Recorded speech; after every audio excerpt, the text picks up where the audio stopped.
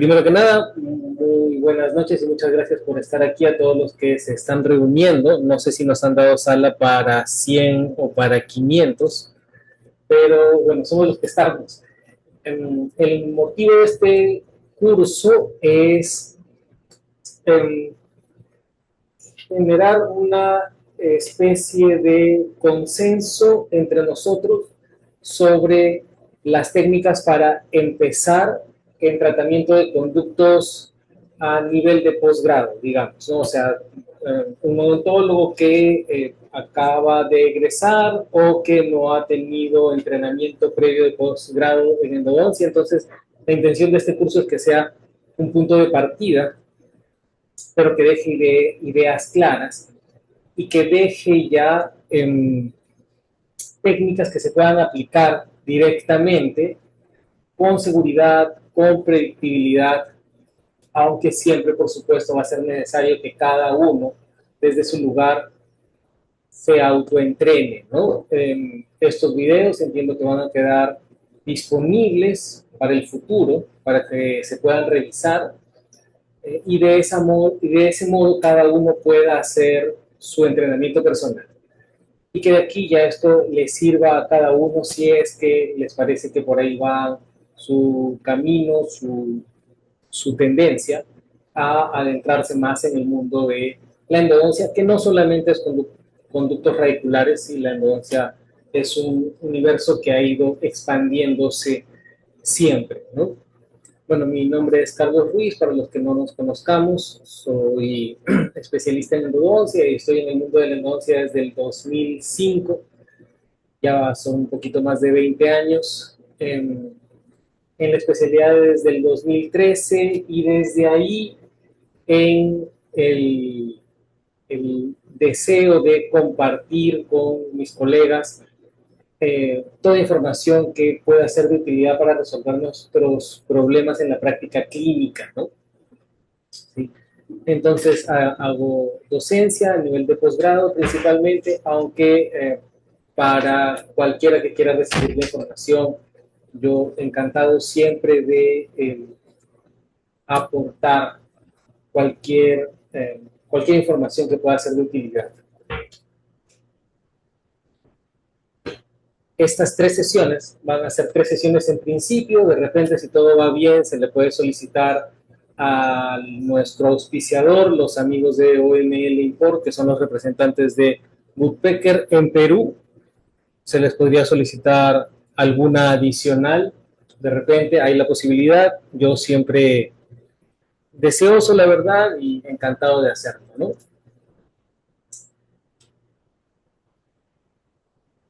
En esta sesión es necesario que nos pongamos un poco de acuerdo en el tipo de casuística que vamos a poder abordar a partir de los conocimientos adquiridos en este pequeño curso, ¿ya? Hay que tomar en cuenta que es un curso de iniciación y lo que queremos es que se tengan resultados predecibles, que todo sea hecho con la mayor seguridad para el paciente y para el operador, ¿no? Entonces, no se trata de dar técnicas universales para todos los casos, para todas las situaciones clínicas y todos los niveles de complejidad. No es así, pero de hecho, felizmente, sucede en el tratamiento de conductos actual que la curva de aprendizaje para abordar la mayoría de casos, vamos a tocar un poco más de ese detalle en la próxima sesión, pero esa curva de aprendizaje se ha cortado mucho, ¿ya? Para abordar la mayoría de casos de tratamiento de conductos, alrededor de 8 de 10 casos, como una aproximación para que tengan una idea de en qué punto estamos y de lo que vamos a poder conseguir a partir de estas sesiones, siempre y cuando nosotros, cada uno individualmente, en sus propias prácticas privadas, se dedique a entrenarse durante algunas horas con las técnicas que vamos a compartir aquí, ¿sí? Hoy día vamos a hacer una introducción al diagnóstico del diente endodónticamente comprometido, abordando niveles de dificultad y herramientas de diagnóstico. La intención de esto es que nos sirva para decidir, primero para tener una noción del tratamiento, una noción o una decisión del tratamiento que requiere el paciente, y en segundo lugar para decidir si nosotros vamos a abordar ese caso o si es un caso que requiere una derivación a un clínico que esté dedicado de forma exclusiva al tratamiento endodóntico, ¿no? En las próximas sesiones sí ya vamos a ver la parte técnica. Primero vamos a ver técnica manual, ¿sí? Específicamente técnica biescalonada, que es la que yo particularmente hice durante alrededor de cerca de 8 años para resolver mis problemas de tratamiento de conductos radiculares. Y de hecho en mi primera etapa profesional en la que le daba servicios a colegas haciendo tratamientos de conducto en distintos consultorios, y lo hacía de forma manual, y con esta técnica conseguía resolver la mayoría de tratamientos en una sola sesión de aproximadamente 2 horas. Así que es una técnica eficiente y también efectiva y bastante segura. Permite abordar anatomías no solo rectas, ¿sí? Sino que está diseñada para que podamos, con técnica manual, abordar cierto nivel de curvaturas de conductos radiculares. Y en técnica rotacional vamos a utilizar la técnica de zonas en la tercera sesión. Bien. Antes de pasar a eso, o antes de llevar esas 2 sesiones, me ha parecido necesario enterarnos de que existe una sistemática, una guía para la evaluación del nivel de dificultad en tratamiento de conductos radiculares, ¿ya? Aquí en la guía de la Sociedad Americana de Endodoncia dice de casos de endodoncia, ¿no? Pero principalmente se centra en tratamiento de conductos. Y ellos dividen el tratamiento en baja dificultad, moderada y alta dificultad, valiéndose para la evaluación de distintos factores que van desde el historial médico general hasta particularidades muy específicas de las características de conductos radiculares. Me ha parecido necesario incluir esto porque a veces se hacen entrenamientos, esto ocurre muy frecuentemente y es normal, para la divulgación de determinada técnica o determinado sistema, sin aclarar cuáles son las indicaciones de esa mecánica de trabajo. Lo cual puede llevar a sesgo y luego a accidente por parte de un usuario que no esté tan bien enterado o no tenga tanta experiencia. Y lo que he querido con esto, tocando este punto, es reducir al máximo la posibilidad de eventos inesperados, ¿sí? Por falta de comprensión de los niveles de dificultad en tratamiento de conductos radiculares, ¿ya? Es importante que nosotros seamos capaces de elegir qué caso vamos a abordar y bajo qué circunstancias, ¿no? Nosotros podemos decidir eso porque será lo mejor para el paciente y lo mejor para nosotros también.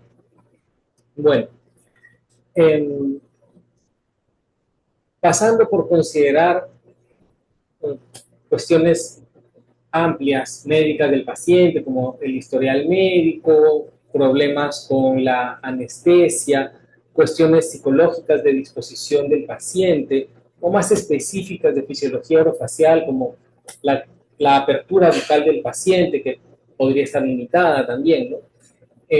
Algunos pacientes con un reflejo nauseoso muy marcado que dificultaría el tratamiento o lo impediría inclusive,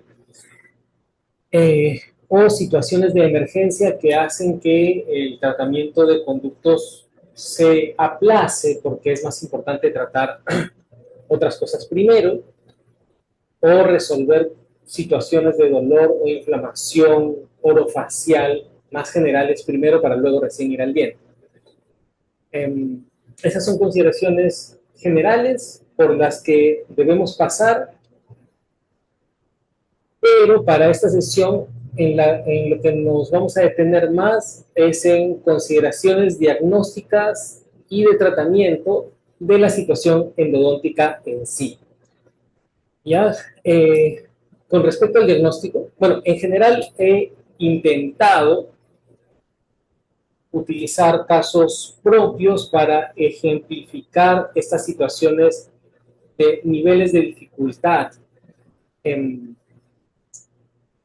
en, en la clasificación del caso endodóntico. Entonces, tenemos en el diagnóstico, podemos tener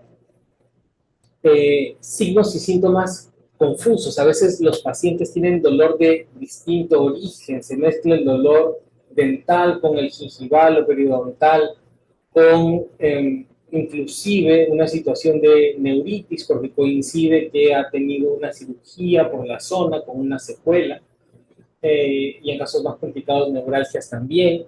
Y cuando se combinan estos distintos tipos de dolor, se produce confusión, dificultad en el diagnóstico, a veces indicaciones inadecuadas de tratamiento, ¿no? Acá, por ejemplo, en las radiografías que les he puesto en pantalla, es un caso de una paciente que tuvo un primer tratamiento porque había en donde hubo extravasación de material y las piezas estaban sensibles a la percusión.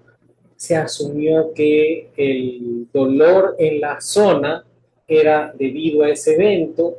Se procedió a un retratamiento con tapones y una cirugía apical, que inicialmente aparentemente produjo alivio, pero posteriormente el dolor regresó, más marcado en una de las dos premolares, y a pesar de no encontrarse signos evidentes de patología debido a la insistencia de la paciente que aquejaba dolor en esa zona específica y en esa pieza específica, se terminó extrayendo la pieza, que bueno, tenía motivos para ser indicada como origen de dolor, porque además había tenido una perforación, pero el problema es que se extrajo la pieza, eh, y después de las semanas de cicatrización del tejido blando, no, el dolor regresó. Eso requirió una indagación más profunda, un proceso de diagnóstico más profundo. Hubo interconsultas con otros especialistas. Finalmente se clasificó a la paciente con una neuropatía y empezó a recibir tratamientos específicos para eso, que fueron aliviando el dolor, ¿no? Entonces, eso es una dificultad grande para nosotros y para el paciente. Para nosotros porque nos ponemos en situación de sobreindicar tratamientos, y para el paciente porque recibe un tratamiento que no aliviará su dolencia, ¿no? Luego tenemos dificultades para interpretar las radiografías cuando las piezas tienen giroversiones o se superponen con otras estructuras óseas. En las radiografías, en las imágenes bidimensionales, se nos dificulta la interpretación radiográfica y se nos dificulta a partir de ahí la planificación. Nos podemos encontrar con dificultades inesperadas, ¿no?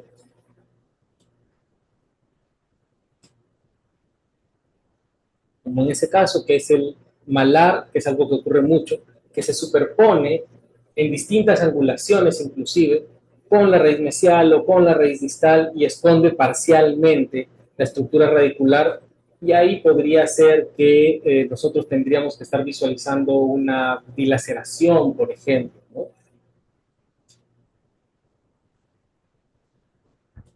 Otro parámetro de alta dificultad o que la Asociación Americana lo clasifica directamente como de alta dificultad, es tratamiento de conductos en segunda o tercera molar, la que fuera.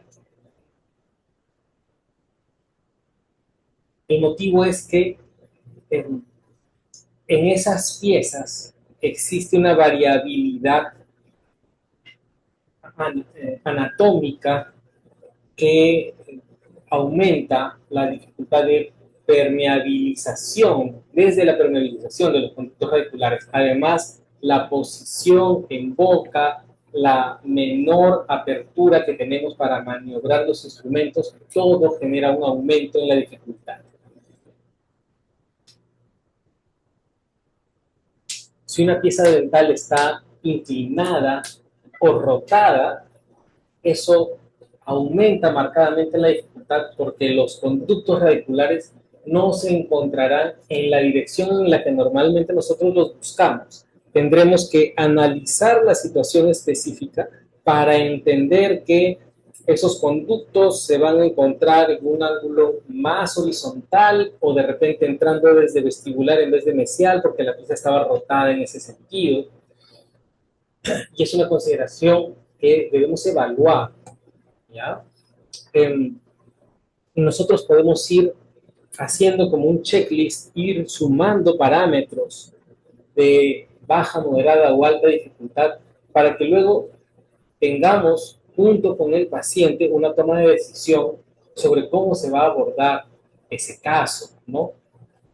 Si nosotros estamos empezando recién el tratamiento de conductos radiculares, podríamos asumir un caso de baja dificultad, más adelante uno de moderada y uno de alta dificultad, tal vez derivarlo, hasta que hayamos acumulado la experiencia y el conocimiento suficientes. Luego hay otras cuestiones anatómicas y la anatomía es uno de los dos grandes retos en el tratamiento de conductos radiculares. El otro es la desinfección, ¿no? Los microorganismos. En anatomía tenemos morfologías alternativas como los conductos en C. Ahí tenemos uno en imagen que no pareciera tan complicado, pero siempre pueden traernos direcciones y cambios de posición de los conductos inesperadas o más conductos aparentes de los que normalmente estamos acostumbrados a buscar.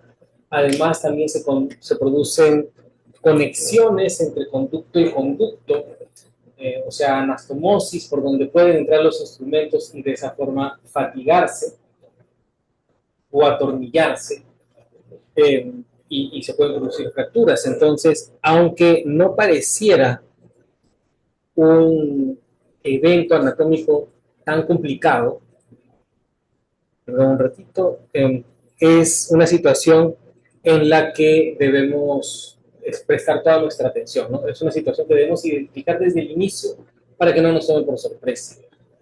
Luego tenemos conductos que no se pueden distinguir en la radiografía. Por ejemplo, esa tercera molar, si nosotros hubiéramos tenido que realizarla, habríamos tenido problemas de planificación. Podemos asumir una anatomía curva, pero solo eso, y la asumimos porque la raíz tiene una curvatura y el conducto normalmente sigue la forma de la raíz.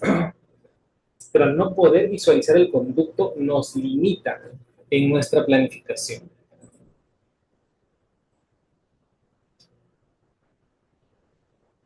Luego tenemos curvaturas extremas que la asociación las clasifica a partir de los 30 grados en adelante.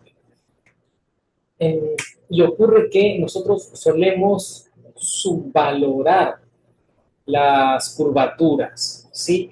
Y eso puede hacer que nos tomen por sorpresa. Y además de subvalorarlas, muchas veces pasan desapercibidas porque están en planos radiográficos que no nos permiten observarlas, ¿no?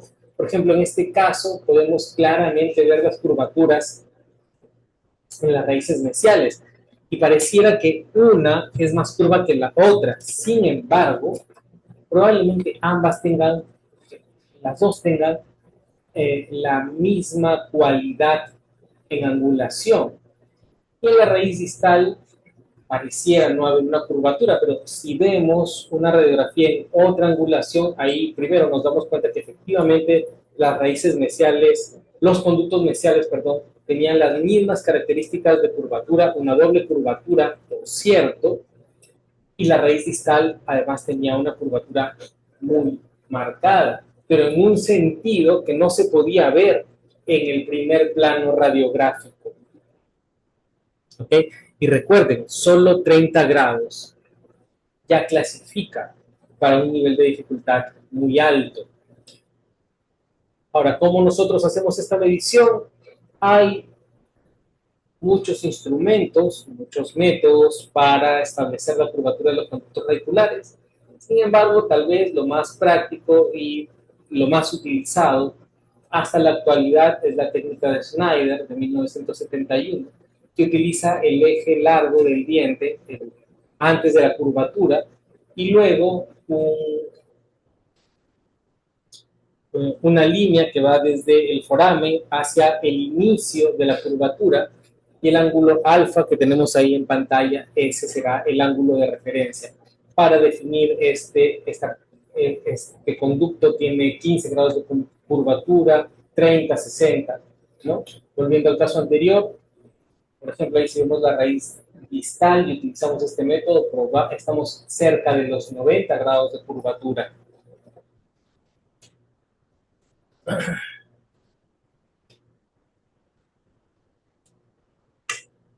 Luego tenemos divisiones de los conductos radiculares que se den a nivel del tercio medio o del tercio apical. Esto debido a que las divisiones a ese nivel ya te obligan a técnicas especiales para la localización y permeabilización de conductos a esos niveles, ya que no puedes dirigirte directamente hacia los orificios de entrada de esos conductos, ¿no? Va a implicar también que los conductos se dividan, que dividen el calibre del conducto principal y muchas veces te vas a estar enfrentando a conductos más estrechos.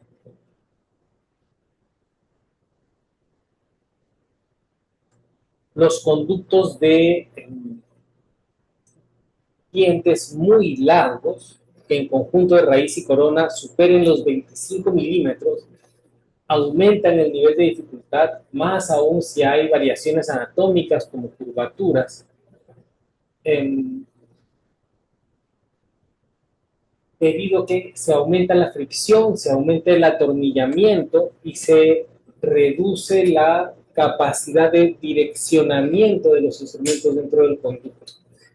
Ahí les muestro un caso, por ejemplo, de fracaso en la permeabilización y conformación de conducto que, sin embargo, debido a compensación con distintas técnicas de desinfección, fue a través del tiempo produciendo reparación, pero ya te obliga a ser más estricto con el control del caso, ¿no?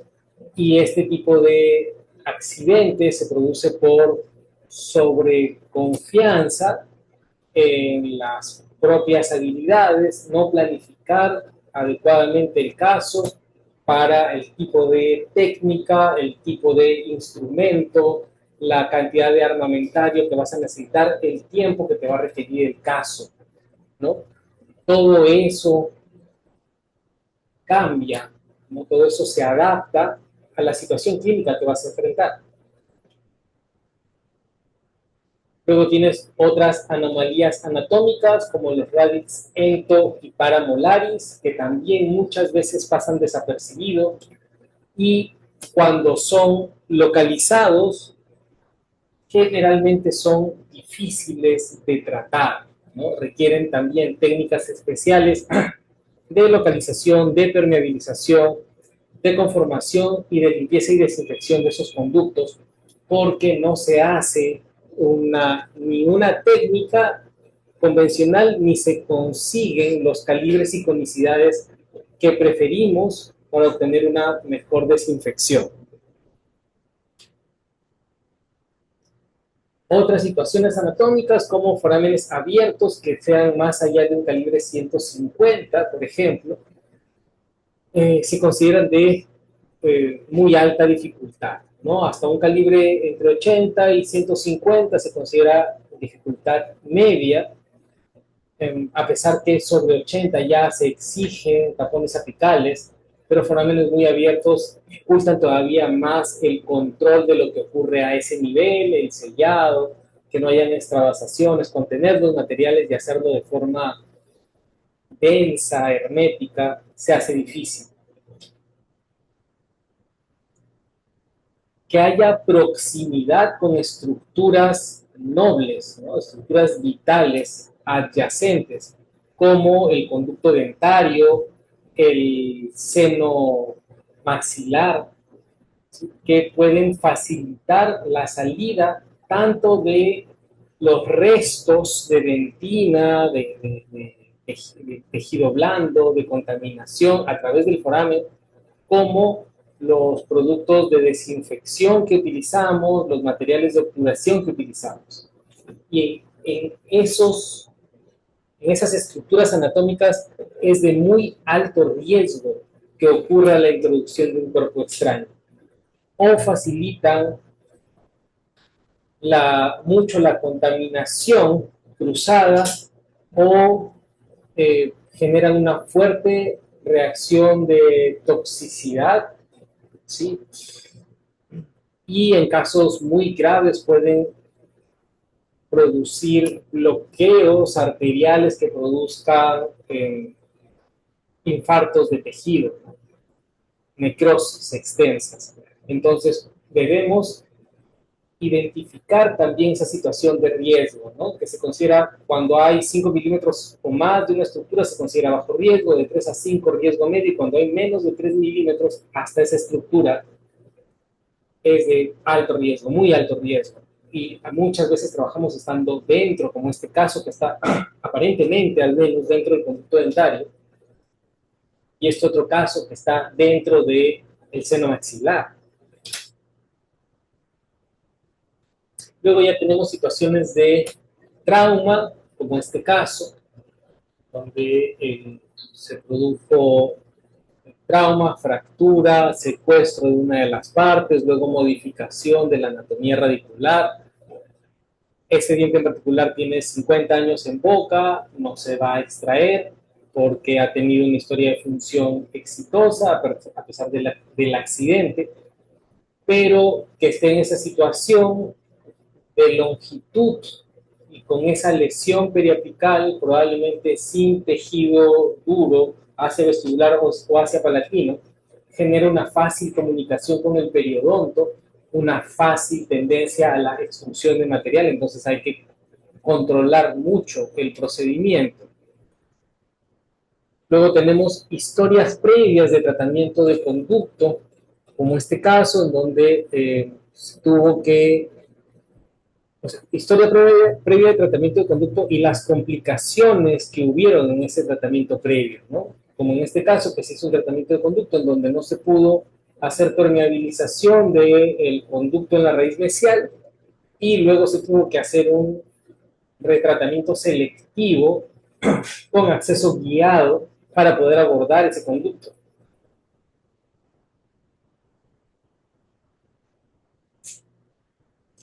Luego tenemos historias de trauma que pueden ser trauma como tal, un impacto por una caída, un golpe, pero puede ser también fractura radicular, como en este caso producido por acuñamiento, ¿no? Estallido de una raíz que produjo una fisura que llevó a una hemisección. Así como la sociedad americana, la Asociación Americana de Endodoncia da esa guía de clasificación del nivel de dificultad del tratamiento de conducto radicular. La Asociación Canadiense, otra autoridad, también facilita, recomienda la suya, donde se encuentra rápidamente una diferencia y es que ellos no clasifican el tratamiento como de baja dificultad, media y alta, sino que lo clasifica como dificultad promedio, alto y muy alto. ¿Ya? Me parece más justo porque realmente no encuentro un tratamiento de conductos que sea de una dificultad baja. Todos tienen riesgos desde el tratamiento, eh, desde el manejo sistémico del paciente hasta todos los pasos del protocolo de tratamiento de conductos de inicio a fin. Todos los pasos requieren un control muy fino, muy preciso para optimizar las posibilidades de éxito, ¿no? Que no solamente están esas dificultades en la parte técnica de ejecución por nuestra parte, sino en la colaboración de nuestra asistente, en la implementación del espacio de trabajo y los estándares de calidad de asepsia, antisepsia, esterilidad. Entonces, desde el inicio tiene un nivel de dificultad considerable el tratamiento de conductos que lo identificamos como un tratamiento microquirúrgico, porque trabajamos en espacios que están por debajo de los 2 milímetros de longitud. Y luego tenemos riesgo alto y riesgo muy alto, y ellos para esta clasificación hacen una escala por unidades, ¿no? Uno va sumando los parámetros que ellos te ofrecen, cuántas unidades obtienes y de acuerdo a eso te da el nivel de dificultad.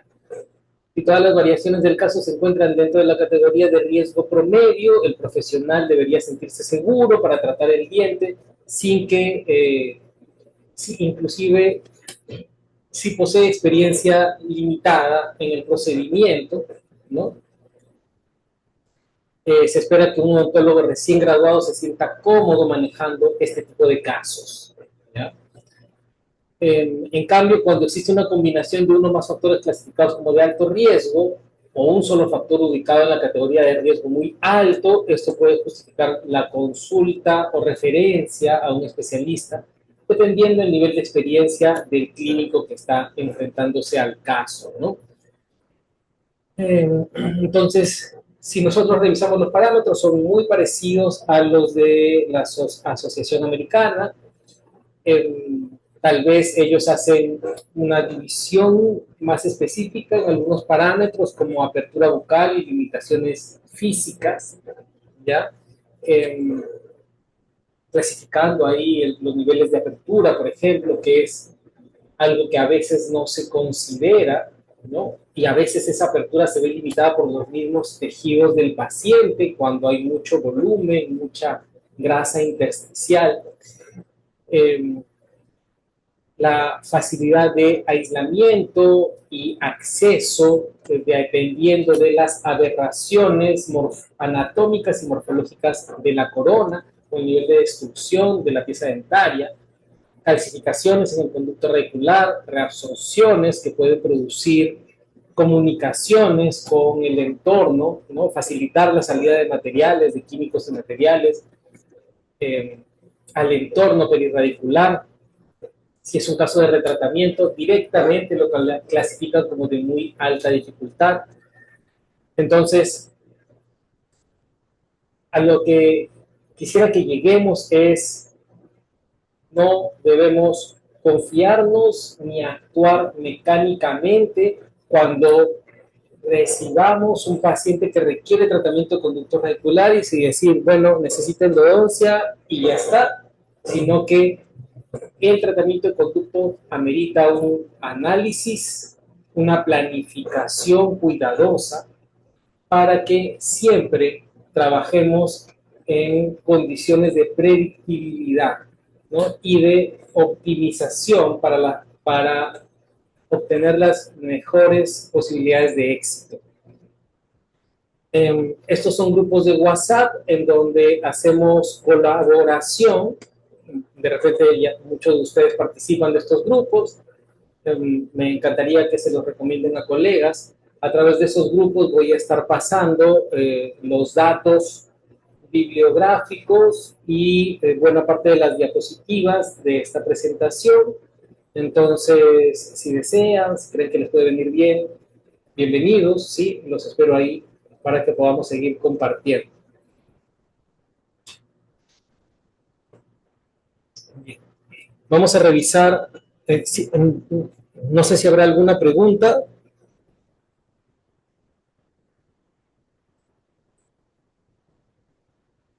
Vale, todavía. Pero bueno, yo gustoso, ¿sí? Vamos a ver algunas herramientas de diagnóstico, solamente para reforzar lo anterior, para que podamos hacer diferenciación de la situación clínica. Buena parte, buen porcentaje de las consultas que recibo a través del grupo tienen que ver con diagnóstico y toma de decisiones. Por eso es que me pareció importante que empecemos este curso con este tópico. De ahí todo va a ser demostrativo, ¿ya? Principalmente, ¿no? Pero en esta parte sí nos teníamos que detener a analizar. Bueno, en el diagnóstico nosotros vamos a realizar procedimientos para identificar la patología, ¿no? Su causa y desarrollar un plan de tratamiento, ¿ya? Vamos a utilizar procesos sistematizados para esta evaluación.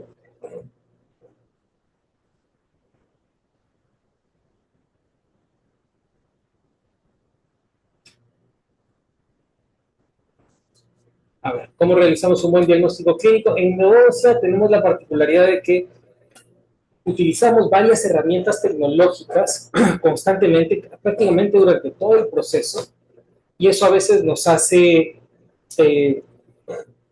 nos confunde, nos sobrecarga de información, de sensaciones de necesidad de tecnología, cuando lo más importante sigue siendo lo esencial: conocimiento de anatomía, de biología, de microbiología, de bioquímica, de fisiología y patología, de farmacología también, faltó poner ahí. Saber acumular información relevante de la situación, ¿no? Tener un buen cuestionario. Al principio, si todavía no estamos acostumbrados, seguir un cuestionario que esté escrito y hacer un checklist, dejar algunas preguntas abiertas para conversar con el paciente y saber indagar en él, ¿no? Porque las personas a veces se demoran en hilar, en generar conexiones con relación a la patología sobre la que estamos queriendo indagar. Bueno, aplicar exámenes clínicos y complementarios y luego ya a través del tiempo, aunque podemos reducir ese tiempo con estudio, con exposición a clases como esta, conferencias, que se encuentran muchas ahora felizmente abiertas, de situaciones clínicas, e ir acumulando experiencia para poder hacer memoria y a partir de ahí clasificar a la situación del paciente que está con nosotros en ese momento y hacer una correlación, ¿no? de la información recogida y dar con el diagnóstico y tratamiento correctos. Doctor Juan pregunta, en caso de endodoncias en primeros molares superiores, donde radiográficamente se ve el lápice dentro del seno maxilar, ¿hay riesgo de extravasación de hipoclorito? ¿Qué consideraciones y precauciones debemos tomar para realizar el tratamiento? Ya, no lo podemos saber con total certeza, pero si tomamos una radiografía y la raíz, no, generalmente la palatina, en todos los ángulos se ve dentro del espacio del seno maxilar, probablemente lo esté. En una situación así, lo ideal es solicitar una tomografía para tener esa confirmación, para tener una mejor idea del diámetro del foramen, la longitud del conducto, para trabajar en una zona de seguridad más específica, ¿ya? Además de eso, ¿qué otras medidas transoperatorias puedes tomar? Bueno, trabajar bajo la técnica de zonas, que es lo que vamos a hacer luego en las próximas sesiones. En, al momento de irrigar, nunca trabar la cánula dentro del conducto, sino acostumbrarte a irrigar bajo movimiento de entrada y salida en una amplitud de 2 a 3 milímetros y que la aguja esté siempre en movimiento dentro del conducto, que la jeringa que utilices para irrigar sea de un volumen bajo, 2 milímetros, 3 milímetros, 5 máximo, para que la cantidad de presión que tengas que hacer sea baja. Y luego, respetar la anatomía del conducto, mantenerte siempre dentro de los límites del conducto radicular, no sobreinstrumentar, por supuesto, ¿ya? Si es que estás ante un foramen más amplio, tomar técnicas de irrigación alternativas, no solo la positiva, sino de irrigación por presión negativa, por ejemplo.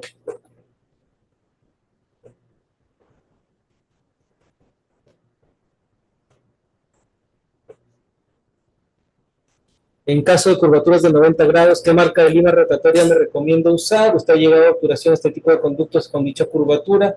Bueno, sí, Lucrecia, por ahí mostramos algún caso de curvatura así muy marcada, 90 grados. Esa tercera molar que salió ahí era de 90 grados de hecho, sino que iba hacia vestibular, perdón, hacia lingual. Eh, Ahí, más que la marca de limas, es la técnica de instrumentación conscientemente, que conscientemente vas a aplicar, ¿ya? Y la forma de abordar ese conducto por zonas pre-curva, a través de la curvatura, esa curvatura dividirla también en zonas en la cual vas progresando en longitud poco a poco. Y bueno, hay otras técnicas especializadas, como combinación de cinemáticas reciprocantes, como la utilización de reciprocancia mixta, que puede ser ATR o ARI, también manejar cinemáticas de permeabilización manual, el movimiento de seguimiento del conducto, la técnica de múltiples curvaturas, la técnica ya de forma mecanizada, permeabilizaciones mecanizadas reciprocantes, para la conformación técnica de activación manual controlada, de activación aritmética también.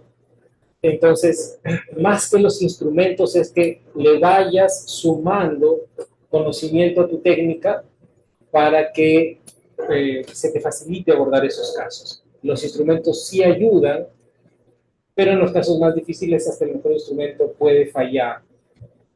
Yo particularmente utilizo de momento casi de forma exclusiva los instrumentos de ePerfect, por si eso te sirve. Estoy empezando a utilizar también los instrumentos de KP, que viene a ser Woodpecker, y luego pasando al estándar, digamos, lo que es el gold estándar para ese tipo de tratamientos que se han posicionado como un instrumento de elección para este tipo de casos. Tenemos HyFlex EDM de Coltene y conocidos también a nivel de Latinoamérica está el sistema de Easy. Yo no lo he usado, el HyFlex sí, pero el de Easy no. Pero por referencias de personas que conocen muy bien del tema, entiendo que están bastante bien para esa aplicación. ¿Podríamos utilizar tomografía para más seguridad? Sí, ya lo mencionamos. Ayudaría bastante que como medicación intraconducto cambie el clásico hidróxido de calcio por biocerámico temporal.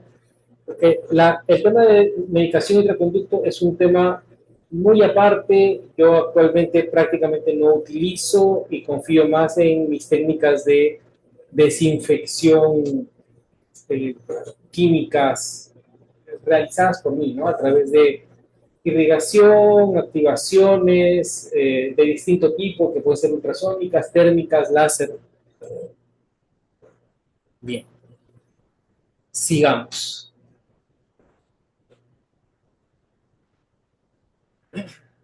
A ver, este es el proceso o las etapas que vamos a tener el diagnóstico. Primero vamos a tener el relato del paciente, luego vamos a hacer nosotros preguntas dirigidas e indagar sobre los antecedentes generales y particulares, luego vamos a realizar pruebas específicas sobre la zona y pieza de interés, luego vamos a hacer una correlación de los datos objetivos y los datos subjetivos. Los objetivos son los que nosotros recogemos, lo que observamos, lo que podemos medir, y los subjetivos son los relatos del paciente y la valoración de su nivel de dolor, por ejemplo, o de hipersensibilidad si la hubiera. Y hacemos un diagnóstico presuntivo y finalmente una elección y planificación del tratamiento. Ya vamos a tener entonces hallazgos objetivos y hallazgos radiográficos. Dentro de lo subjetivo, de lo más importante, lo que más peso tiene es la valoración del dolor del paciente. Estas escalas son bastante útiles para que el paciente identifique su nivel de dolor, pero hay que tener una idea del umbral del dolor del paciente. Eso lo puedes saber por experiencias previas del paciente. Muchas veces las personas se conocen en ese sentido, ¿no? Si son más tolerantes o menos tolerantes al dolor. Para una persona muy tolerante al dolor, una pulpitis irreversible podría ser un nivel de dolor 6, y para una persona con menos tolerancia al dolor puede ser un 10 o más que 10, te lo pueden decir, ¿no? En semiología del dolor vamos a ver la duración, la patogenia, la localización, el curso de la enfermedad, la intensidad y su respuesta farmacológica, ¿ya? Por ejemplo, este es un caso muy sencillo donde hay dolor a los estímulos, ¿no? A los cambios térmicos. Y de todas maneras, aunque parezca simple el caso, realizamos nuestro proceso de análisis del dolor, o sea, si es agudo o crónico en el sentido de duración, ¿ya? O sea, si se ha iniciado recientemente o tiene mucho tiempo acompañando al paciente, si es nociceptivo, si es neuropático, más profundo, o si es psicogénico, si es a veces una cuestión de idea del paciente, predisposición del paciente a una creencia de sentir más dolor del que realmente pudiera haber. En nuestro caso normalmente es nociceptivo, ¿no? Localización, si es somático o visceral, de nuevo el somático más localizado, más localizado, un poco más irradiado, pero siempre en la zona orofacial. Visceral cuando ya genera un malestar y eso es signo de una cuestión de infección, en el caso de nosotros de infección que está progresando, ¿no? El curso si es continuo o eruptivo, o sea, si el paciente viene acá al sillón con dolor o si se le da en determinados momentos, eso nos ayuda en el diagnóstico. La intensidad leve, moderado, severo. Farmacología, si responde bien o mal a lo que nosotros usamos, que no son opiáceos, sino generalmente AINES, ¿no? Y de acuerdo a eso y a los hallazgos objetivos que encontremos, haremos un diagnóstico presuntivo, estableceremos un pronóstico bueno o malo y un plan de tratamiento. Para tener hallazgos objetivos nosotros vamos a tener que realizar algunas pruebas, ¿no? Un test térmico, un test eléctrico si lo tenemos disponible, test dentinario, que no es más que raspar la dentina directamente sin anestesia para ver si es que hay dolor dentinario. ¿sí? Test de percusión, si es que es una situación que puede estar involucrando la zona perirradicular. Dolor a la palpación, a la mucosa subyacente, si es que hay inflamación visible, tracto sinusal o sinuoso o fístula, como lo quieras llamar, ¿no?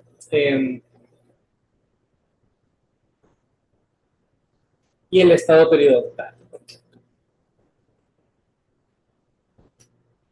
En el examen clínico vamos a buscar asimetrías, tumefacciones, cambios de color, heridas, cicatrices, ganglios, apertura bucal, funcionamiento de la ATM, porque aunque a nivel muscular, neuromuscular, el paciente esté bien, cuando hay dolor por un absceso dental, se limita la apertura, ¿no? Y aquí vemos varios signos, ¿no? Hay tumefacción, hay asimetría, en la zona específica hay rubor, ya radiográficamente más adelante veremos también hay imágenes radiolúcidas, eh, luego clínicamente hay una cavidad cariosa extensa, ¿no? Que de hecho viene de una apertura previa, y eso nos va, la suma de toda esta información nos va llevando al diagnóstico. Cuando hagamos inspección, vamos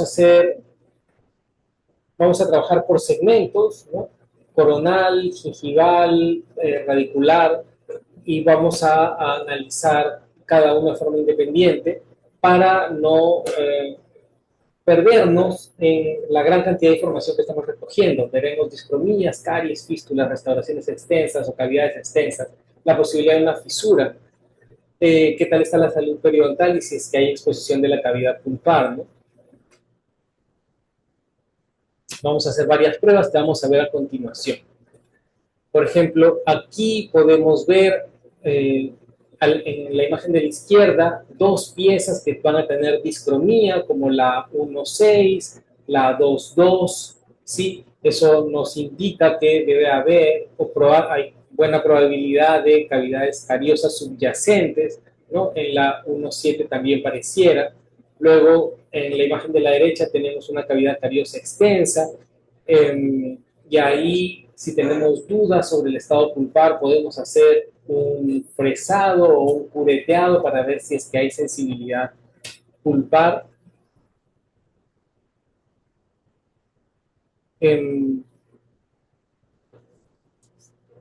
Luego, como parte del proceso de diagnóstico, también a veces es necesario remover tejido cariado o material previo para poder ver qué situación tenemos en la estructura dental en sí. En este caso, eso significó poder diagnosticar una fractura, ¿no? Que no era posible verla y no se podía detectar profundidad del sondaje porque estaba justo en la zona interproximal y no se podía meter la sonda periodontal,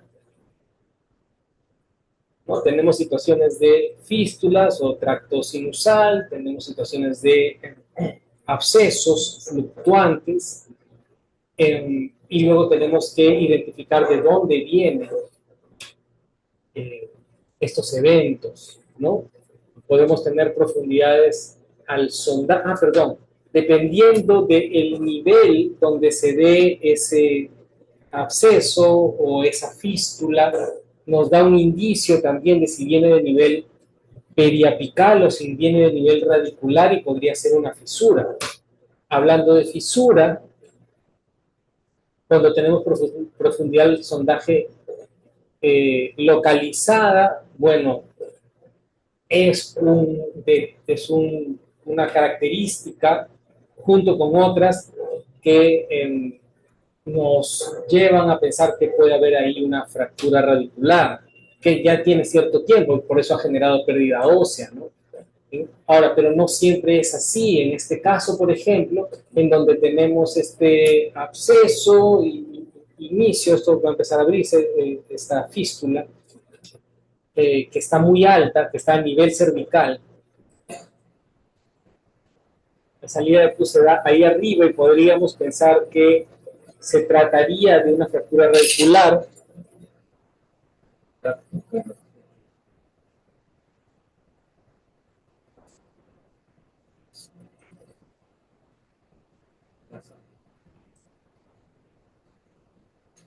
Entonces, estas situaciones de salida fistular a nivel cervical y de sondaje localizado se dan la mayoría de veces por una fractura radicular, pero no podemos diagnosticar así. Generalmente se suman características para elegir la posibilidad de una patología, ¿no?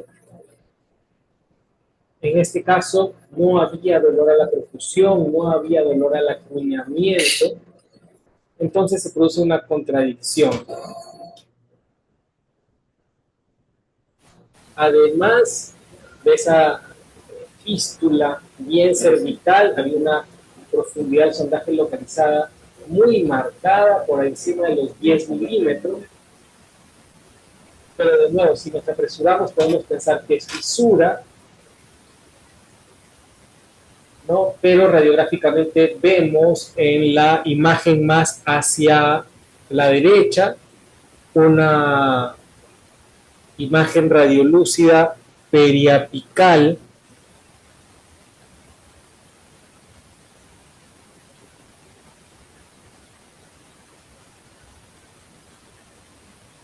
doctora Carmen, tiene su micrófono encendido, de repente lo puede apagar por ahí, yo no tengo permiso para hacerlo. Bueno,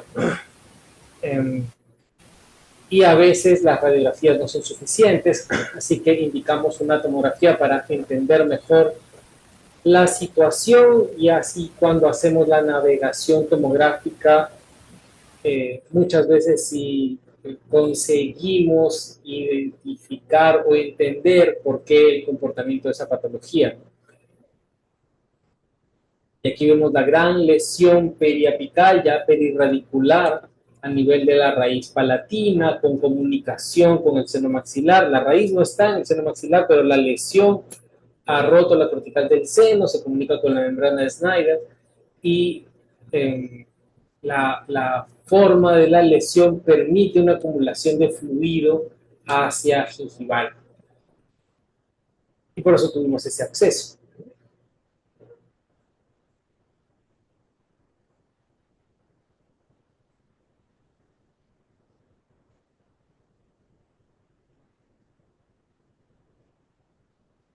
Bien.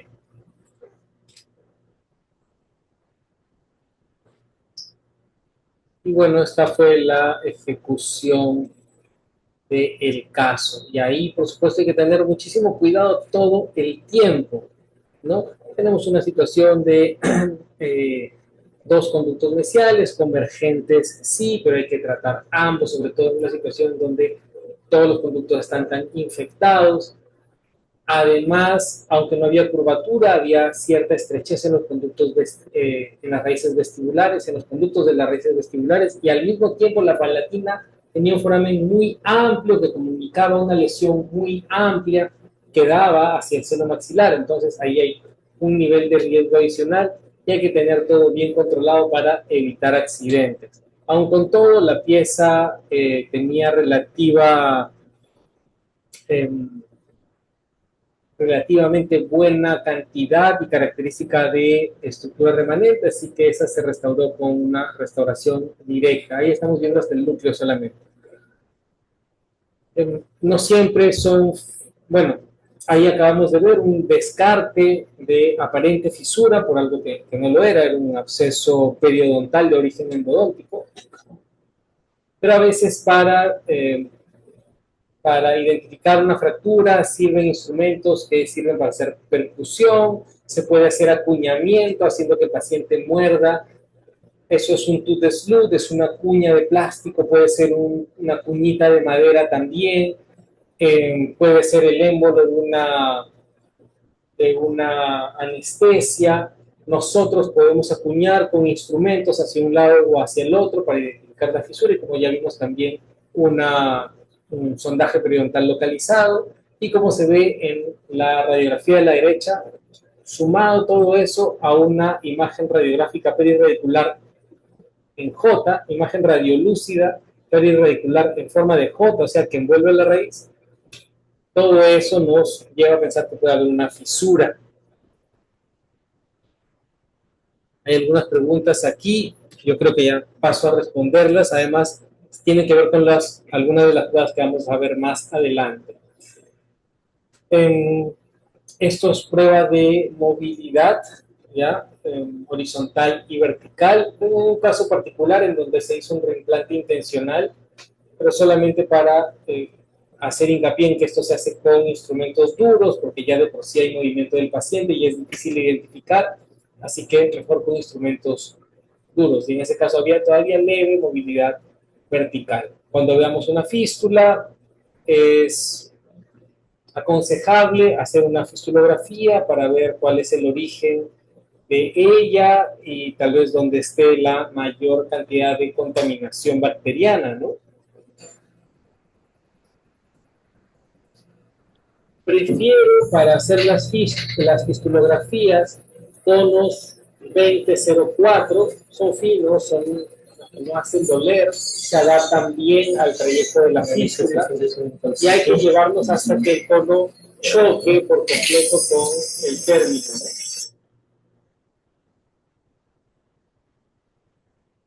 El término del conducto fistular.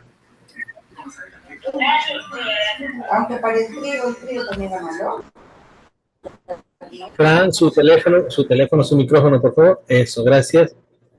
A ver, preguntitas. ¿Es posible que en el transcurso no, estoy haciendo una endodoncia en un tercer molar inferior, pero solo encuentro los conductos? ¿Es posible eso? Sí, es posible, pero revisa bien, analiza bien la radiografía, mira tu cámara pulpar bien limpia y con magnificación. ¿Es posible que en el transcurso de la instrumentación del conducto podamos ocasionar una neuralgia del trigémino?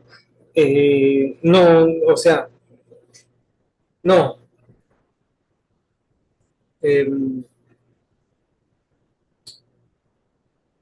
Durante tratamientos de conducto, no, excepto que hayan accidentes que sean intensos, ¿ya? Pero una neuralgia del trigémino es multifactorial, es complejo, hay factores fisiológicos, bioquímicos, psicológicos, entonces no puedes establecer una cuestión, una relación causa-efecto de esa forma. Tengo un ultrasonido Woodpecker UDS-LED, puedo usar la punta E70 y E71 para activación. Sí, puedes, claro que sí. Puedes, en modo E, potencia 2, suficiente.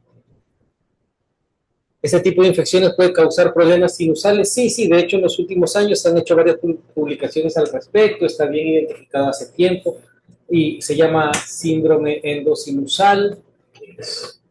Bueno, un nombre que nos permite identificarlo rápidamente, ¿no? Infección a nivel del seno maxilar de origen endodóntico. Se sabe que pueden ser complicadas de manejar, la tasa de éxito es menor porque el tema de biofilms es más complicado. ¿Cómo diferenciar entre fisura y fractura en un sondaje?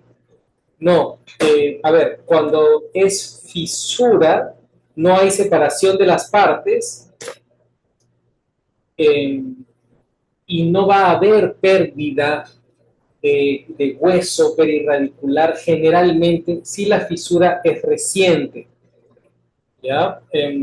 Puede ser que sí lo haya, porque a veces el paciente tiene buen hueso perirradicular y solamente se produce una pérdida vertical a lo largo de la fisura y tú encuentras una caída de la sonda a ese nivel. O sea, necesita tiempo. Hay una cuestión de factor de tiempo. A veces está fisurado y no hay pérdida cortical porque es muy nuevo y ahí solo duele a la percusión o a la masticación. Y fractura es cuando ya hay una separación, ¿sí? Las fisuras no se ven en radiografía, no se ven en tomografía, solamente las puedes identificar clínicamente. ¿Se coloca algo desinfectante a la gutapercha para realizar la fistulografía? Sí, utilizas una desinfección convencional de la gutapercha, ¿no? Hipoclorito 1 minuto y luego enjuague en alcohol. Bien. Vamos a ver cómo son los test de sensibilidad pulpar. Una cosa o una herramienta súper necesaria al momento de identificar cuál es la pieza que está molestando, cuál es la pieza que causa el dolor y si es que ella requiere tratamiento de conducto o simplemente un tratamiento restaurador, una terapia pulpar vital, por ejemplo. Esto se hace cuando es fría, con gases comprimidos, ¿ya?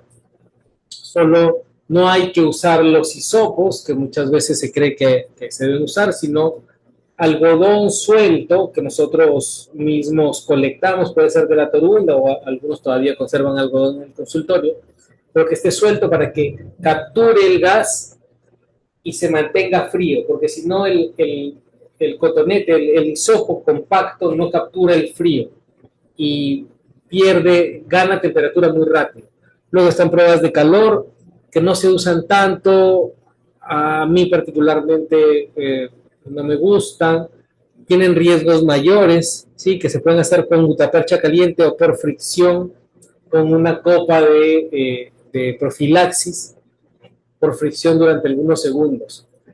La técnica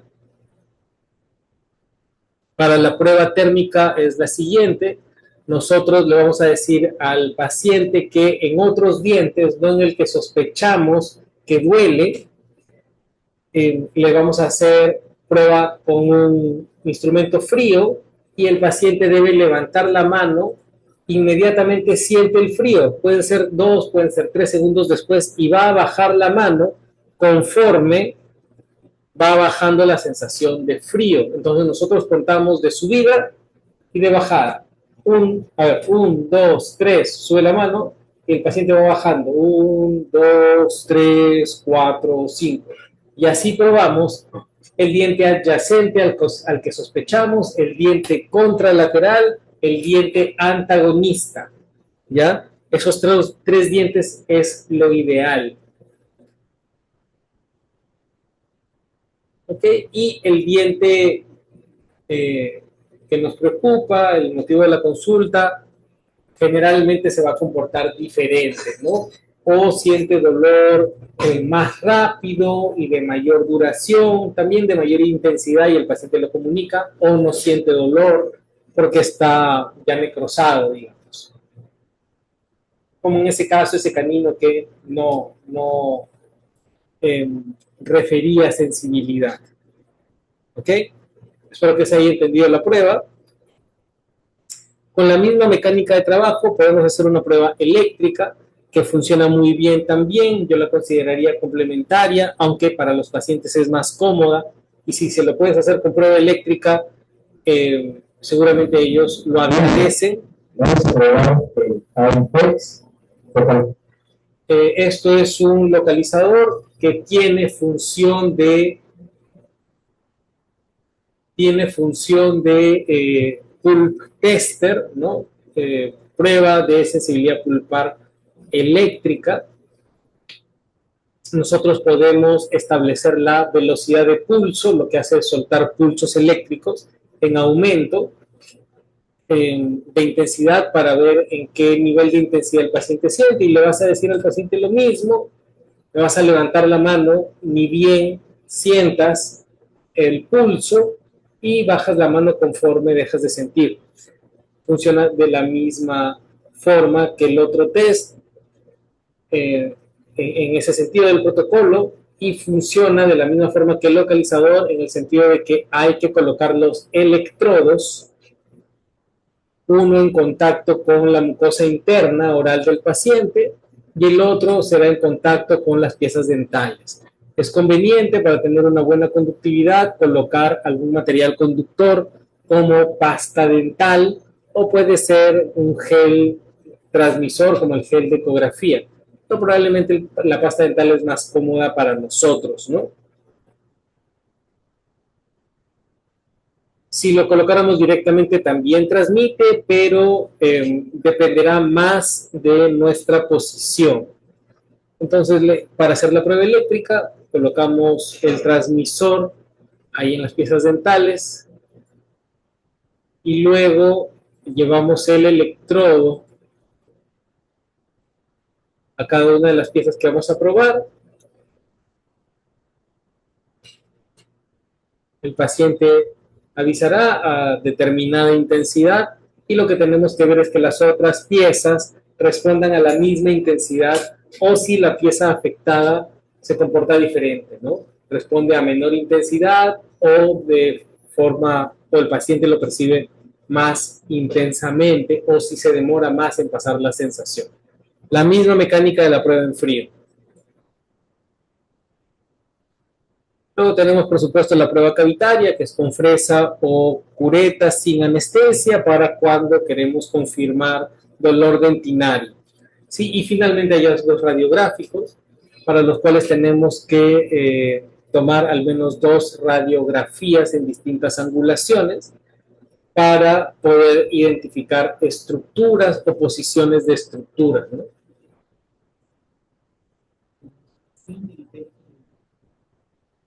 Entonces, cuando nosotros hacemos una toma ortogonal, tendremos las estructuras superpuestas, pero al momento de cambiar la posición del tubo de rayos, la proyección de esas estructuras se desplazará separándose y permitiéndonos identificarla, ¿no?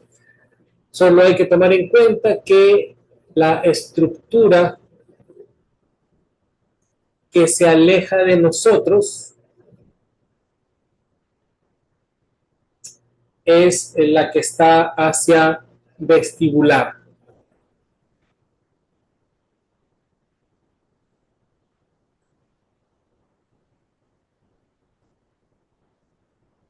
Yo siempre hago este ejercicio, no sé, bueno, no sé si me están viendo en la cámara, ¿no?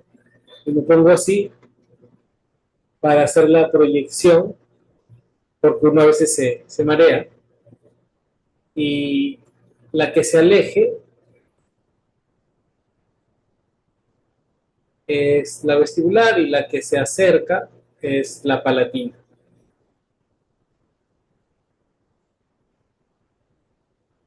Uy.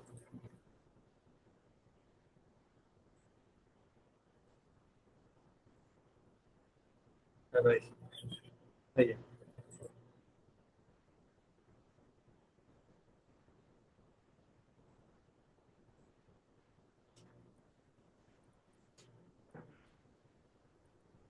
Luego hay un signo que sí es patognomónico, que es el seguimiento de la cortical. ¿Ya? Cuando se pierde la continuidad de esa cortical, eso sí es probable signo de una lesión periapical. Entonces te cambia el diagnóstico, ¿no? De una periodontitis irreversible o una necrosis ya a la patología pulpar más la patología periapical, ¿no? Una periodontitis apical sintomática o asintomática.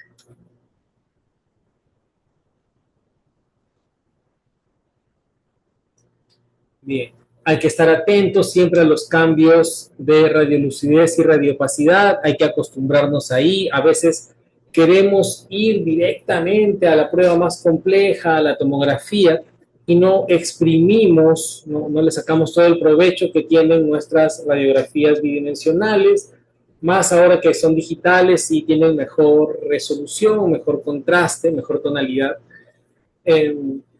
Aquí en estos casos, por ejemplo, se puede notar ahí en esa raíz, si prestamos atención, un cambio de radiolucidez y radiopacidad que es indicador de una reabsorción interna, ¿no?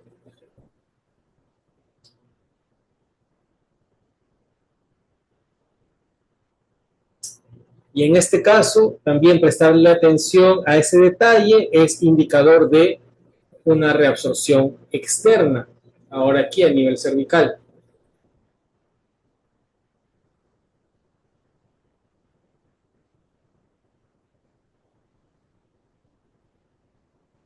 Juan Cabeza me ha puesto cuando el cono está por vestibular, pero no le entiendo el comentario.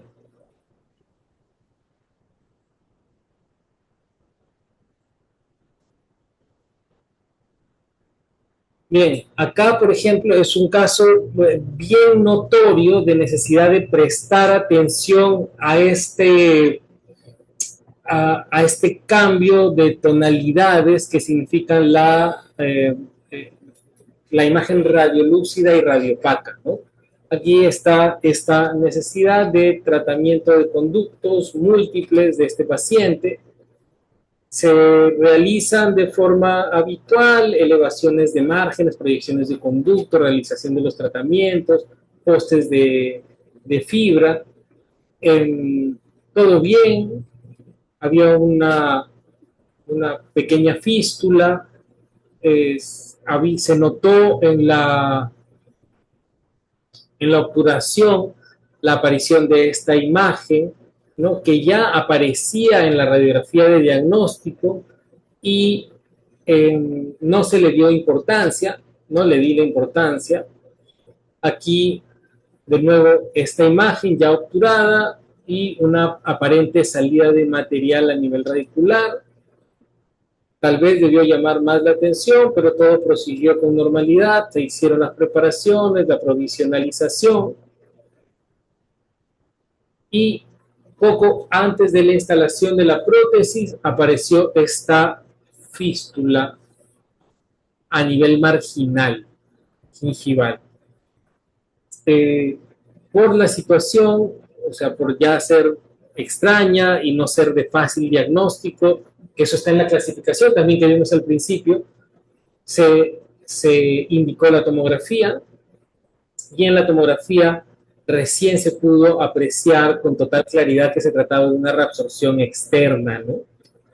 Entonces, hay espacio, por supuesto, para la CBCT, ya cuando estamos en situaciones de difícil diagnóstico o difícil manejo, necesitamos utilizar CBCT. Acá, por ejemplo, tengo un caso de retratamiento y tengo ese cuerpo extraño aparentemente dentro del seno maxilar, además un foramen que se ve muy amplio en palatino, como reabsorbido. Entonces toda esa suma de complejidades me obligan a solicitar una tomografía que ahora en la mayoría de localidades es sencillo de hacer, ¿no?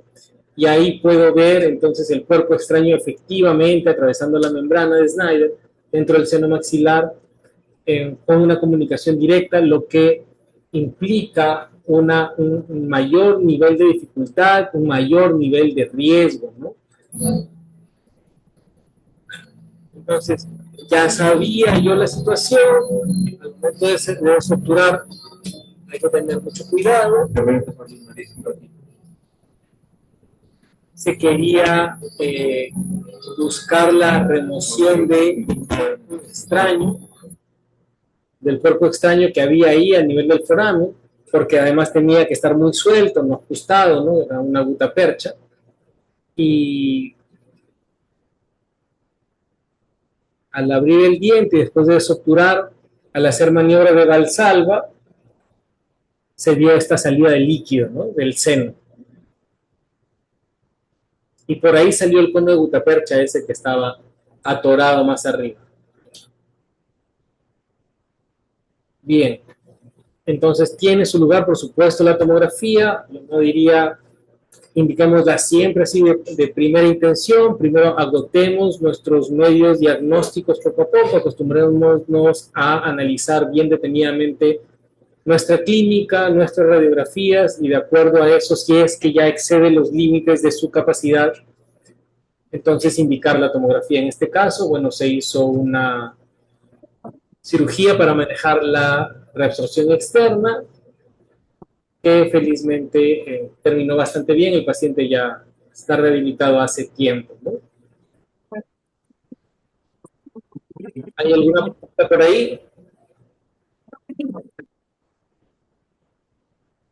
Hola, dígame. Se entrecorta bastante el audio. No sé si es Pilar o Mario. Ambos tienen el micro abierto. ¿Qué es esa pasta blanca en vestibular cuando abrió colgajo? Doctor, buenas noches. ¿Qué es esa pasta blanca en vestibular cuando abrí colgajo? Esto es un biocerámico y Es- Debe ser Cape Putti de... Es el biocerámico de Capé.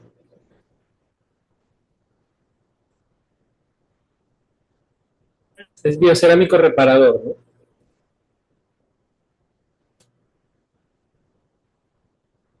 Ah, y el examen radiográfico, acostumbrémonos a que no sea bisectriz, que yo sé es lo primero con lo que nos entrenan, acostumbrémonos a que sea técnica paralela, ¿no? Es muy fácil de realizar, aquí con película, pero de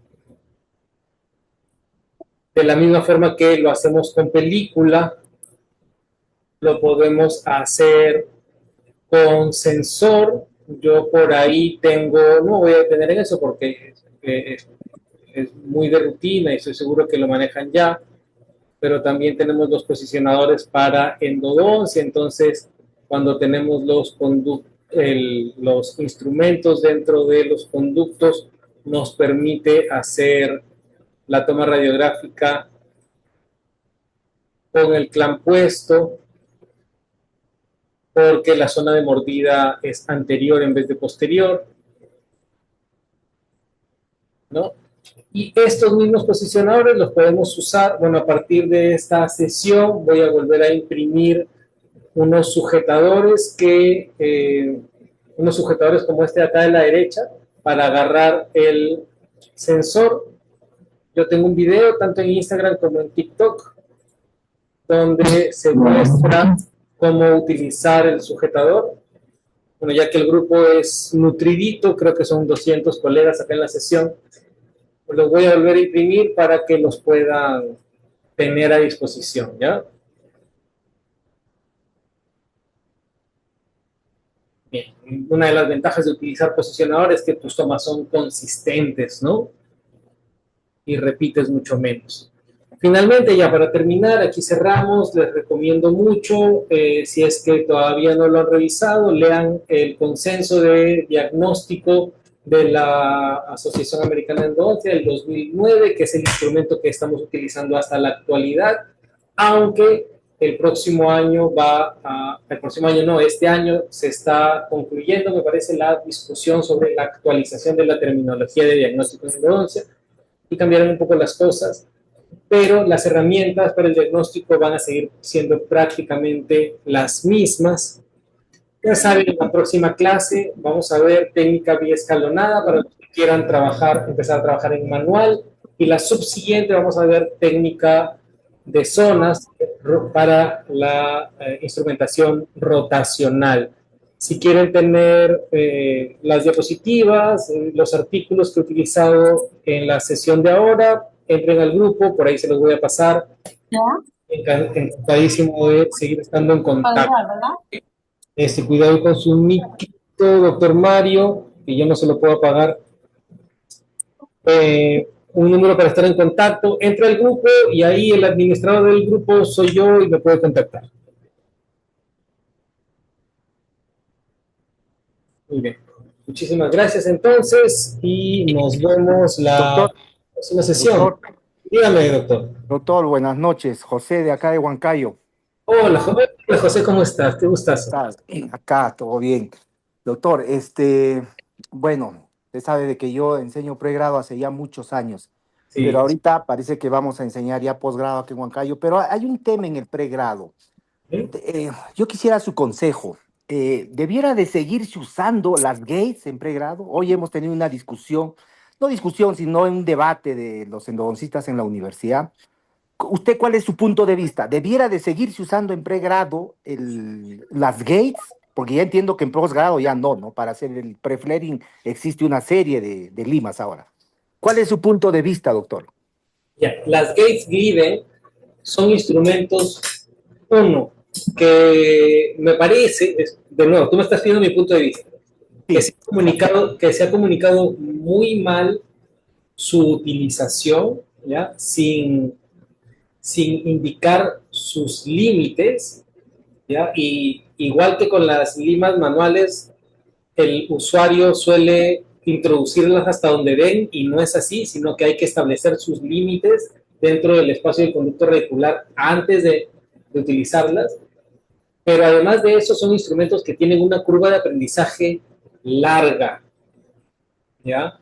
Que fácilmente, con los que fácilmente te accidentas, ¿no? Felizmente la mayoría de veces los accidentes son leves, se rompe la fresa y ya está, pero a veces no. Y por esa falta de comprensión y falta de indicación precisa sobre su uso, que es complejo, porque hay que tener clara la parte técnica, pero además desarrollar la coordinación ojo-mano, Así es. se hace difícil, ¿no? Entonces, Exacto. el pregrado me parece complicado, me parece más apropiado como un instrumento opcional para algunas situaciones en posgrados, ¿ya? Sin embargo, yo lo voy a mostrar en la próxima sesión con estos límites a los que estoy haciendo referencia, pero también voy a dar la opción de utilizar una lima mecanizada de forma manual para la primera parte de conformación de orificio y tercio cervical, con la opción de utilizar un manguito, y por ahí les voy a pasar el dato del manguito para quien quiera empezar por ahí, ¿no? Porque finalmente es una herramienta que está ahí en la mano, uno puede comprar un blister de estas limas tipo SX, que para usar con la mano van a estar bastante seguras y te ayudan a hacer esa conformación de orificio inicial de forma más segura, más controlada y rápida de todas maneras dentro de todo. Perfecto, doctor. Sí, pues desde mi punto de vista, o sea, en pregrado, bueno, mi punto de vista ha sido no, ya no debiéramos de seguir enseñando con las gates en pregrado. Eso ha sido mi punto de vista. Y yo la comparto con lo que usted me está recomendando también. Listo, doctor. Le agradezco por su comentario. Un fuerte abrazo. Un abrazote. Dale, dale, doctor, dale. En el pregrado nos chancan durísimo, ¿no? Nos meten una cantidad de información que es así un poco sobrehumana. Y es Exacto. cuando tú todavía estás entendiendo lo que ocurre en esos espacios pequeños que son difíciles de imaginar porque no los ves a simple vista. Entonces, si Claro.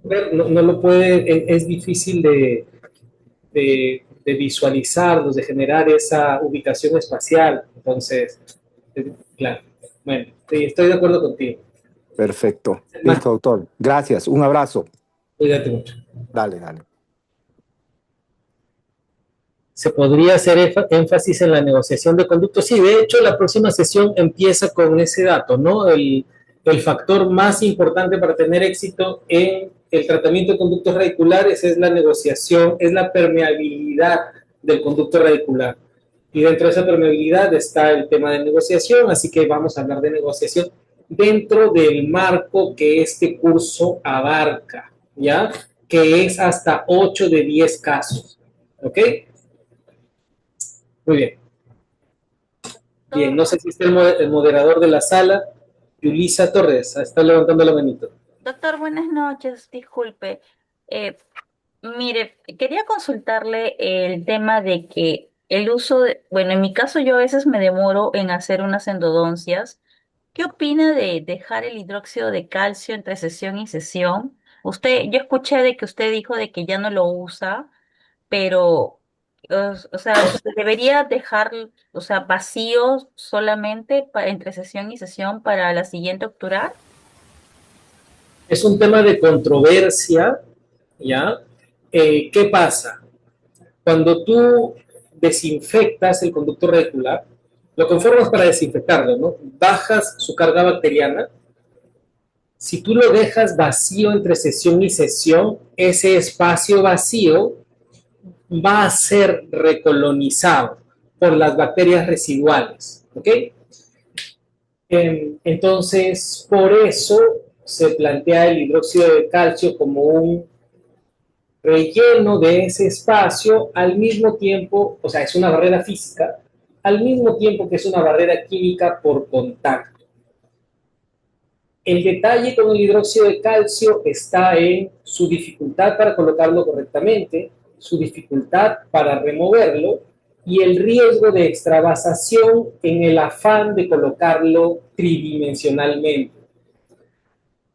Ahora, ya muchos estudios in vitro y clínicos,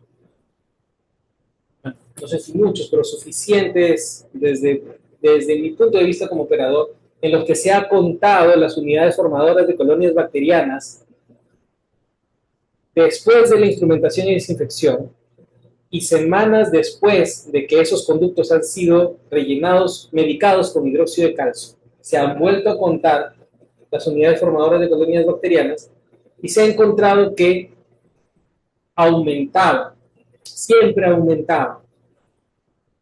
¿Eso por qué? Porque el hidróxido de calcio funciona por contacto y hay muchos espacios que nosotros no instrumentamos y por lo tanto donde el hidróxido de calcio no va a poder tener contacto, además de su difícil colocación. Así que eso nos obliga a ser muy conscientes de que la desinfección depende de nosotros, no de la medicación. ¿Ya? Por eso es que yo he dejado de hacer énfasis y uso sistemático a lo largo de todo el conducto del hidróxido de calcio. Cuando tengo la necesidad de tener una segunda sesión, dejo hidróxido de calcio la mayoría de veces, pero solo en el tercio superior, máximo en los tercios superiores, para tener mayor control en su colocación, mayor facilidad en su remoción, ¿no? Y bueno, teniendo luego conciencia de que la labor de desinfección me ocupa a mí, no al hidróxido de calcio. Luego ya desde el punto de vista teórico, el hidróxido de calcio sí tiene otras propiedades que se le adjudican con respecto a la inflamación, a la reducción de la inflamación, cuando está dentro del conducto por liberación de iones, y también a la osteoinducción, pero bueno, cada uno tiene que valorar si es que eso es algo que uno desea utilizar, ¿no? Actualmente, para mí, muchas veces ha significado un riesgo mayor que el beneficio potencial que pudiera obtener, porque esas situaciones en donde yo quisiera regeneración ósea, estimularla, son justamente las situaciones en donde más fácil es que el hidróxido de calcio se extravase porque hay lesión. Entonces, y cuando se extravasa, ya no tienes ese beneficio, al contrario,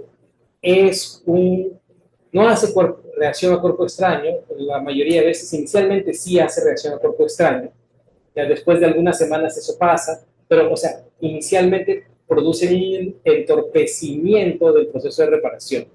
¿Ya? Yo sí he hecho extravasaciones alguna vez por accidente y luego he hecho cirugía porque felizmente estaba programado y he mandado al laboratorio y después de 2 semanas seguía habiendo reacción a cuerpo extraño debido al material. Y bueno, he decidido que eso ya no es algo que quiero en mis tratamientos. Hice la respuesta muy larga, lo siento. Muchas gracias. Doctor, una consulta, buenas noches. Buenas noches. Doctor, lo que usted dice se puede aplicar en caso hagamos, digamos, una endodoncia en una sola sesión y por tiempo llegamos al protocolo final, aplicación de láser y no podamos realizar la obturación por tiempo. ¿También se aplicaría o simplemente ya después de hacer el protocolo final podemos dejar sin medicación y al día siguiente obturar? Si es tan pronto como al día siguiente, yo no me haría demasiada complicación con medicación intraconducto, ¿eh? Porque estas mediciones, el aumento de unidades bacterianas es después de 7 días, 14 días.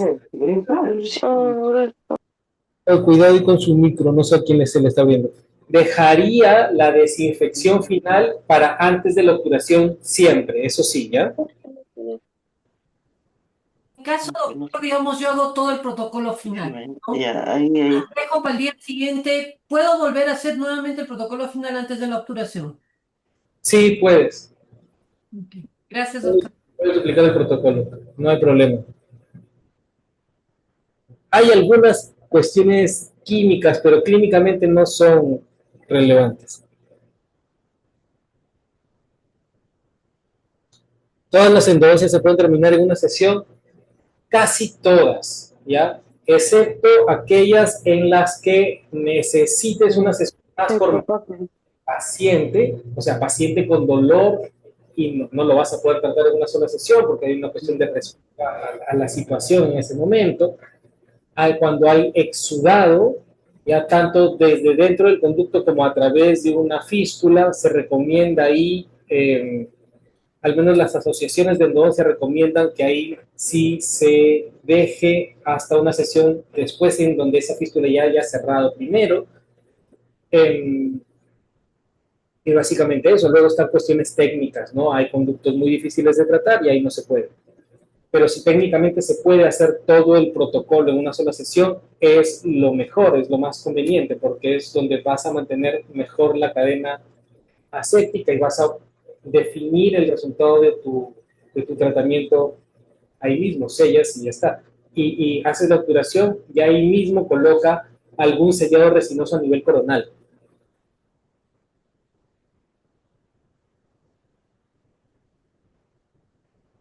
Pregunta, si hay un accidente en la colocación del biocerámico, ¿también hay reacción a cuerpo extraño? Sí, también. También he hecho tratamientos en donde he hecho tapón con biocerámico, sabiendo que voy a hacer cirugía, se extravasa un poco, no le das tanta importancia porque finalmente vas a cortar ahí. Y cuando he hecho el estudio, que los tengo archivados de hecho, sale reacción a cuerpo extraño. Bueno, lo máximo de tiempo que he podido observar es hasta 2 semanas después, ¿no? No sé cuánto tiempo después seguirá habiendo la reacción a cuerpo extraño. Y el fabricante no suele declararlo. Pero se supone que en algún momento eso desaparece y se inicia el proceso de reparación.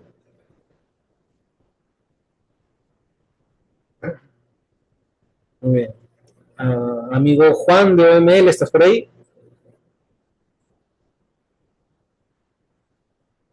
Doctor, una consulta, disculpe. Sí, Lucía, ¿cómo estás? ¿Cómo está, doctor? Buenas noches. ¿Qué sellador resinoso a nivel coronal usted recomienda?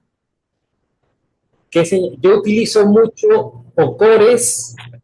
Bueno, creo que tú me conoces, sabes que específicamente utilizo Coreit. A mí me gusta mucho porque me da tiempo de trabajo muy bueno que me permite colocarlo o por inyección o con léntulo o con aplicación manual y no se me endurece. O sea, me da un tiempo de trabajo excelente desde mi punto de vista, o al menos para mi práctica clínica. Y el otro que utilizo, o lo otro que utilizo son resinas en bloque, bulk. Ahora, dependiendo de la profundidad, ahí lo que va a variar es el adhesivo. Si la profundidad no es tanta, hasta los 6 milímetros, tal vez 8, es un montón. Hasta los 6 me siento más cómodo con adhesivo fotopolimerizable, está bien. Si va más allá de eso, yo utilizo adhesivo de activación química, ¿no? Yo utilizo el Universal Primer que se activa con el cemento dual. Pero cuando está más arriba, suelo utilizar mucho cores también, perdón, resinas bulk, porque no tienen tiempo de trabajo, las puedes acomodar como quieras, puedes mezclar flow y masa a conveniencia, y haces snow plow, ¿no? La masa empuja la flow y no deja vacíos, ¿no? Gracias, doctor. Ahora, un tipcito, tengan un par de lámparas de fotopolimerización, después de la primera polimerización desoclusal, pónganse en vestibular, en lingual, y denle con las 2 lámparas y que la asistente refrigere desde arriba, con su chorro de aire.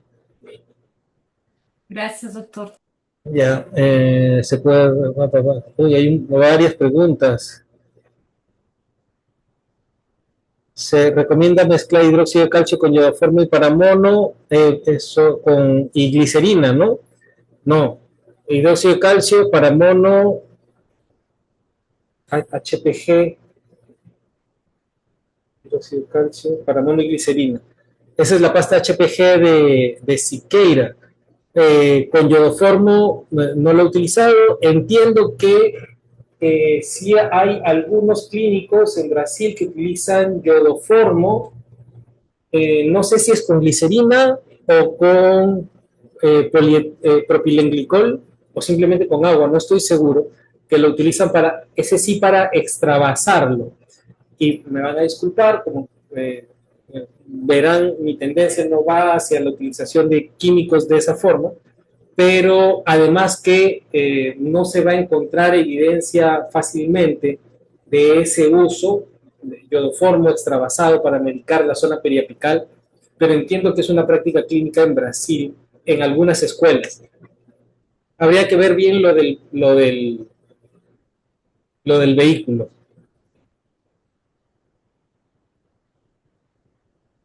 ¿Cuál es la reacción al cuerpo extraño? ¿Qué signos o síntomas manifiesta? Normalmente es solo histológica, ¿ya? Felizmente la mayoría de veces es subclínica y lo ves ahí por las células que están atacando al material, queriendo fagocitar, ¿no? Polimorfos nucleares creo que son.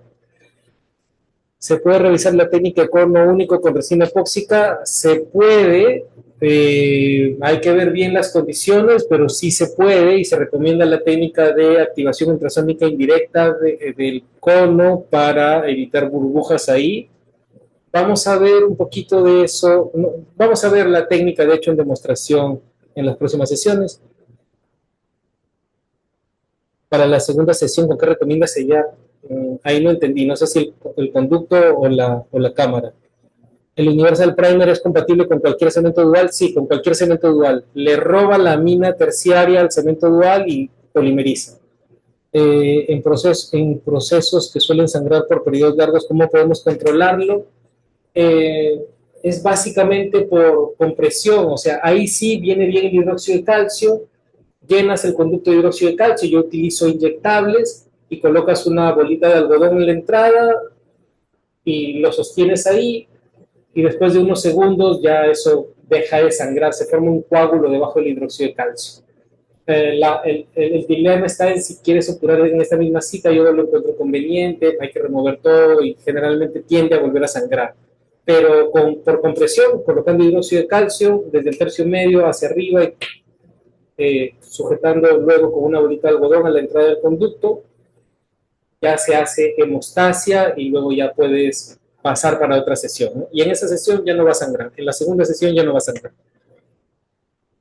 Para iniciar en mecanizada, ¿alguna recomendación? Bueno, lo vamos a ver en la tercera clase, vamos a ver recomendaciones para iniciar en mecanizada. Bien, he intentado cumplir lo mejor y más rápido posible con todo el grupo. Muchísimas gracias, no sé qué hora es. Creo que estamos bien de tiempos. La idea es que cada una de estas sesiones dure 1 hora y media más o menos. Estamos en 1 hora y 45. Me parece justo. Luego está más difícil mantener la atención. Supongo que nos estamos viendo en las próximas sesiones. Yo creo que así quieres hacer mecanizada, vale la pena ver la manual porque te salva en algunas situaciones o para complementar la mecanizada. Así que no se la pierdan. Y nada más, ya nos estamos viendo por ahí. ¿Sí? Entren a los grupos y por ahí podemos seguir conversando. Además que por ahí les voy a pasar las diapos. ¿Sí? Se me cuidan mucho. Un abrazo fuerte.